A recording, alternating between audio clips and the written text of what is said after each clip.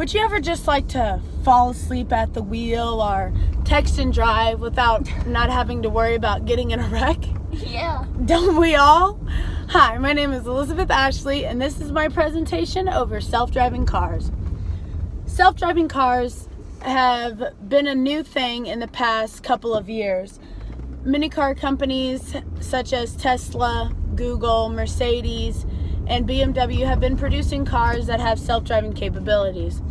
In the past couple of years, Tesla came out with a Model S that has autopilot capabilities, which allows drivers to put the car on autopilot and not have to worry about touching the wheel, just like this, or the gas, or the brake.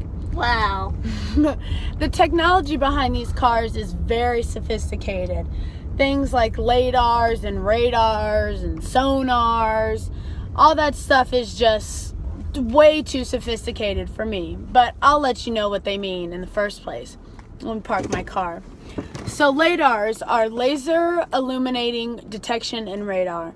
This basically creates a 3D map for the cars, and it allows the car to predict hazards around them by bouncing off lasers around their surroundings. Then there's a radar. This detects the speed of the surrounding cars so that the car itself knows when to brake.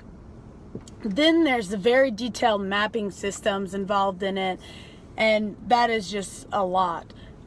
Next is the safety. I bet everybody's really concerned about self-driving cars and humans not having the ability to control them. Well, I bet you didn't know this, but 94% of car crashes are caused by human error. It is shown to be that self-driving cars actually are 100% safer than human cars because, one, they're actually designed to prevent accidents and human error, and without humans controlling them, they're, I guess, more susceptible to not getting in accidents because it's a computer controlling them, which knows everything compared to a human. Some of the advantages to self-driving cars, like I said, is accidents decreasing. It also provides the traffic to flow along more quicker because all the cars are going at the same speed, all that stuff.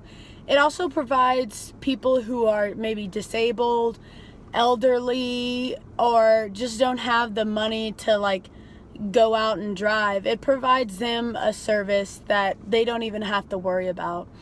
There are plenty of disadvantages to self-driving cars. The harshest one being it puts a huge damper on the economy. Currently, there are about 2 million truckers. I know that sounds weird, but Uber paired up with a trucking company called Otto, and they produced the first self-driving truck, like a giant semi.